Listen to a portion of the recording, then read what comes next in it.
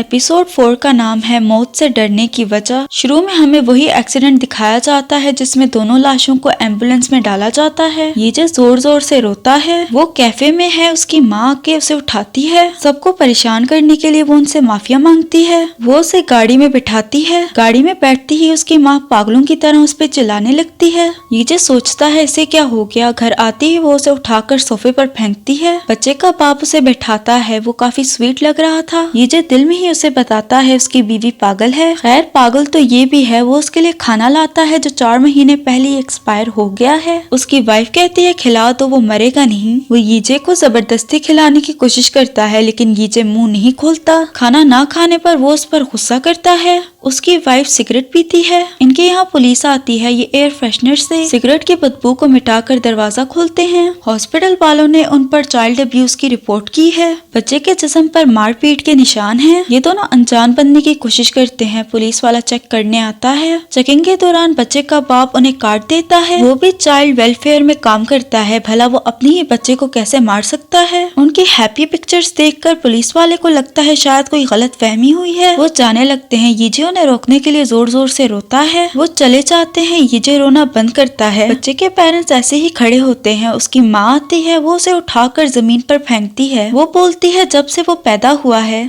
उसके लिए कुछ भी चीज अच्छी नहीं जा रही। ये सारी उसकी गलती है। तकिए से वो उसका दम घोटकर मार डालती है। उसकी आंख खुलती है। सुई 7 से 6 पर जाती है। वो दैट से सवाल करता है मेमोरी उसके पास क्यों नहीं आई। वो कहती है क्योंकि बच्चे की कोई मेमोरी थी ही नहीं। यीजे को यकीन नहीं आता ऐसे भी माँ बाप दुनिया में मौजूद हैं। यीजे उससे कहता है वो फटाफट उसे गोली मारे। उसे पता है वो उसके दिमाग को भी पढ़ सकती है। दैट बिना बोले उससे कहती है सही कहा। वो जो कुछ भी करे उसे कोई परवाह नहीं। वो दोनों टेलीपैथी से बात करते हैं। अब डेथ बोलती है वो जिंदा रहने के लिए कोशिश करेगा लेकिन इसी सब में अगर उसने किसी को मारने की कोशिश की तो तब डेथ उसकी जिंदगी में मुदाखलत करेगी। वो कहता है वो उसे समझ के आ रही है। वो भला किसी को क्यों मारेगा, ऐसा कभी नहीं होने वाला। वो उसे अगली लाइफ में भेजने का बोलता है। वो उसे शूट करती है। यीजे की आंख खुलती है। वो मोबाइल पर डेट देखता है। 4 दिन पूरे होते ही लॉकर से सामान निकाला जाएगा। लॉकर से अपने पैसे निकालने के लिए उसके पास सिर्फ 15 मिनट है। किस्मत से वो उस जगह के करीब है। वो भागकर सही टाइम पर पहुंचता है। लॉकर से सामान निकाला जा रहा था। वो फटाफट अपना पैसों का बैग निकाल लेता है। वो खुद को शीशे में देखता है। वहाँ पर उसकी तस्वीरें भी हैं। ये लड़का मॉडल है। तभी मेमोरी आती है। इसका नाम है गुनियो। ये 24 साल का है। उसकी लुक्स की वजह से बचपन से हर कोई उसे पसंद करता है। अपने लुक्स की वजह से वो मॉडलिंग करता है। इसी के साथ हम वापस आते हैं। वो गुनियो के घर जाता है। वो काफी अमीर है। उसे अखबार मिलती है जिसमें उन दोनों हस्बैंड वाइफ की न्यूज है। अपने बच्चे को मारने के लिए पुलिस ने उन्हें पकड़ा है। यीजे खुश होता है। इन्हें कड़ी सजा मिलनी चाहिए। वो इस सोच में पड़ जाता है गुनियो किस तरह मरेगा। उसके दोस्त सोक्चन की कॉल आती है। वो उसे वीआईपी पार्टी पर बुलाता है। उसका आना जरूरी है। वो जल्दी आए, यहाँ बहुत खूबसूरत लड़कियां हैं। यीजे कहता है वो जल्दी आ रहा है। यहाँ बैठकर टेंशन लेने के बजाय उसे पार्टी में जाकर कुछ देर एंजॉय करना चाहिए। वो पार्टी में जाकर एंजॉय करता है। वो कुछ ज्यादा ही पी लेता है। सोक्चन उसे बताता है ये पार्टी तेकांग कंपनी के सीईओ ने रखी है। अगर सीईओ को गुनियो अच्छा लगा तो क्या पता वो तेकांग कंपनी के लिए उसे मॉडल रख ले। तेयू आता है। अब वो तेकांग कंपनी का सीईओ है। वो सबसे मिलते हुए यीजे से मिलता है। यीजे कहता है क्या वो उसे पहले से जानता है, क्या वो पहले कभी मिल चुके हैं। वो कहता है उसे नहीं पता। वो आगे बढ़ जाता है। यीजे फिर से एंजॉय करने लगता है। सुबह यीजे को गुनियो का बड़ा भाई उठाता है। उसने कहा था वो उसकी कैफे में मदद करवाएगा। यीजे कैफे में उसकी मदद करवाता है। वहाँ पर कस्टमर आती है। वो जीसू है। उसे देखकर उसका वक्त थम सा जाता है। उसे उसके साथ गुजारे हुए पल याद आते हैं। ये दोनों पहली दफा उस वक्त मिले थे जब जीसू के पेपर्स हवा में उड़ गए थे।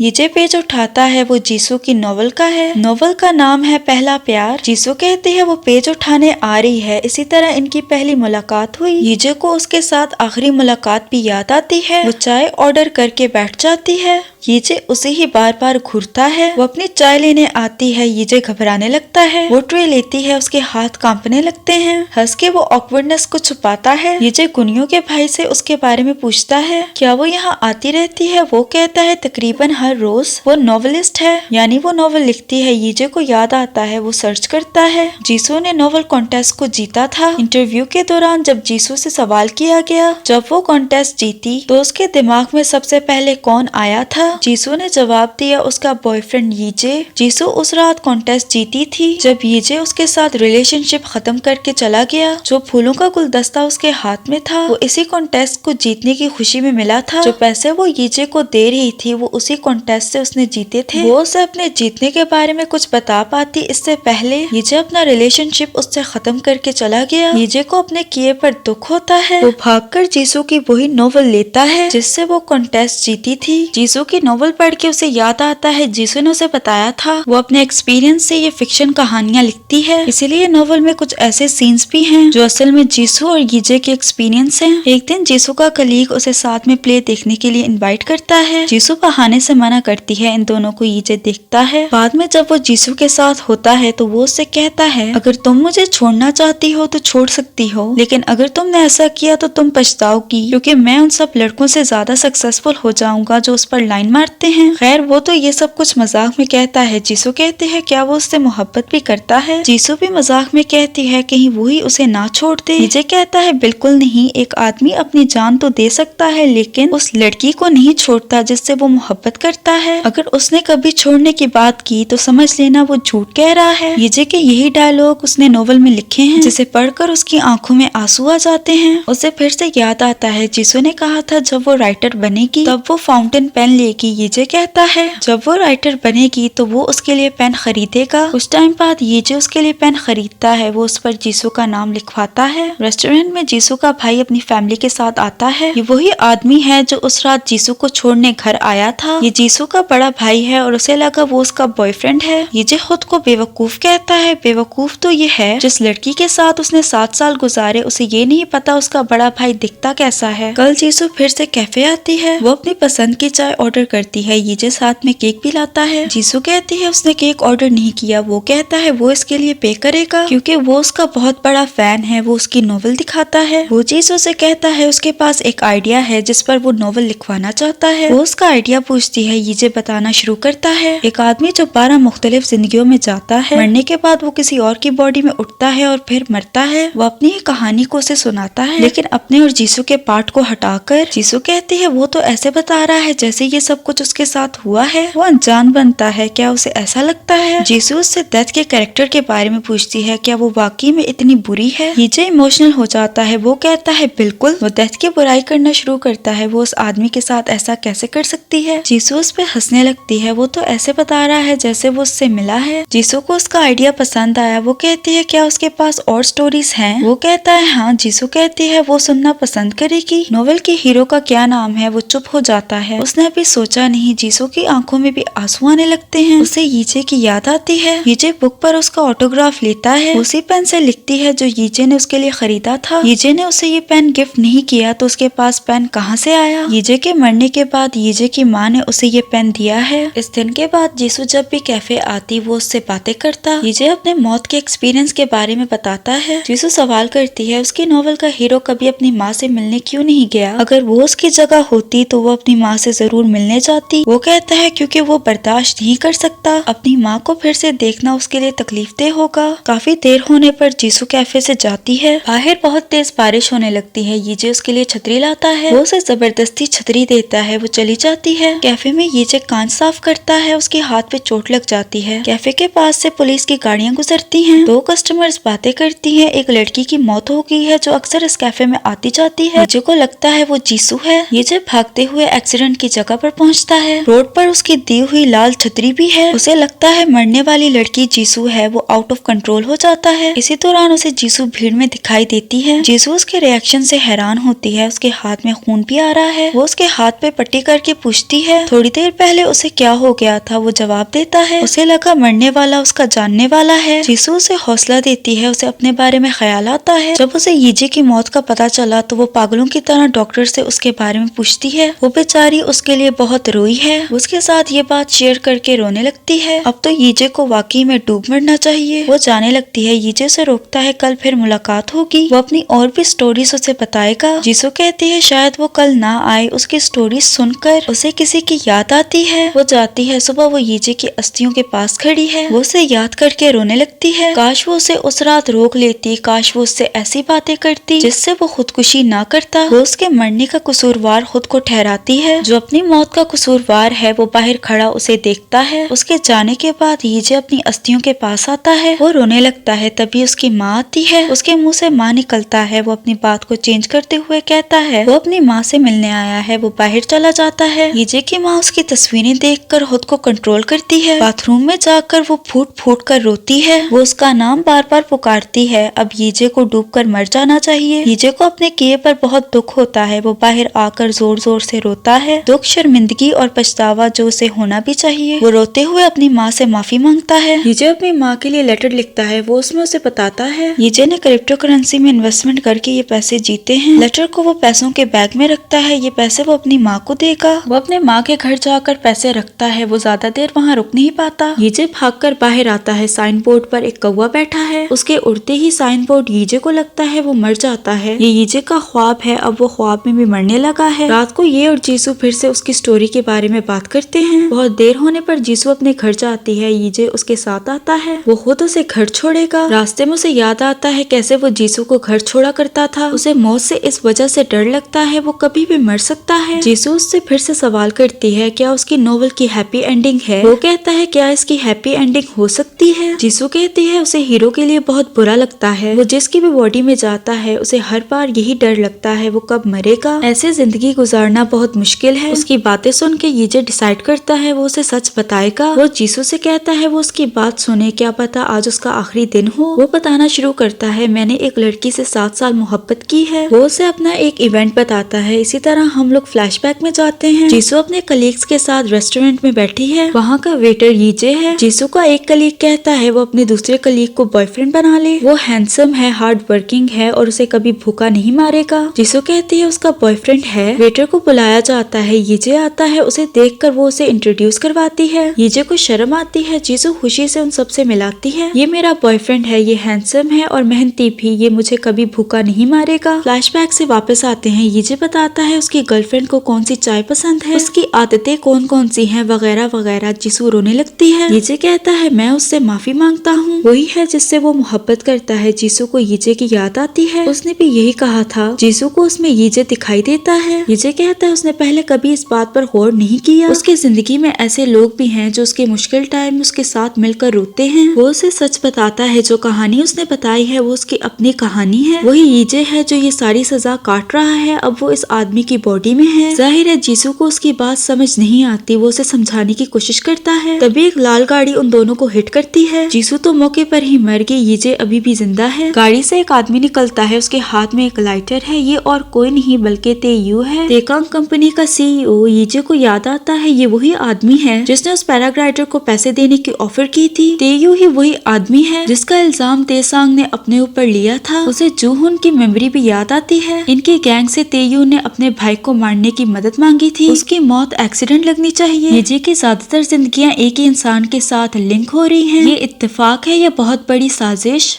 गाड़ी से उसका लॉयर निकलता है। ये वही लॉयर है। जीसू की गर्दन पूरी ट्विस्ट हो गई है। उसे देखकर लॉयर उल्टी करता है। यीजे को जिंदा देखकर वो कहता है तो वो अभी तक नहीं मरा, कोई बात नहीं, वो उसकी मदद करेगा। ग्लव्स पहनकर वो उसका सांस घोटकर उसे मार डालता है। अब हमें वो सीन दिखाया जाता है जो एपिसोड्स के स्टार्ट में हमें दिखाया जा रहा था। ये दोनों लाशें यीजे और जीसू की हैं जिसे पुलिस एम्बुलेंस में डालती है। रोड पर बिखरा सामान जीसू का है जिसमें यीजे की पिक्चर भी है। वहाँ पर एक रेड डॉल भी है जो कहां से आई हमें नहीं पता। शायद इस डॉल का कनेक्शन आगे आने वाली एपिसोड्स के साथ हो। सुई 6 से 5 पर जाती है। यीजे उठते ही बहुत ज्यादा रोता है। उसके सामने जीसू की मौत हो गई। मैं उस कमीने को जान से मार डालूंगा, उससे पहले वो डेथ से निपटेगा। उसे डेथ पर बहुत गुस्सा आता है। वो भागकर गन उठाकर उसकी कनपट्टी पर रखता है। क्यों, तुम्हें देखकर बहुत मजा आ रहा है, अब तुम खुद ट्राई करो। गोली की आवाज से ये एपिसोड एंड हो जाती है। अगर आपको वीडियो पसंद आई तो लाइक, शेयर और सब्सक्राइब करते जाना। मिलते हैं अगली वीडियो में।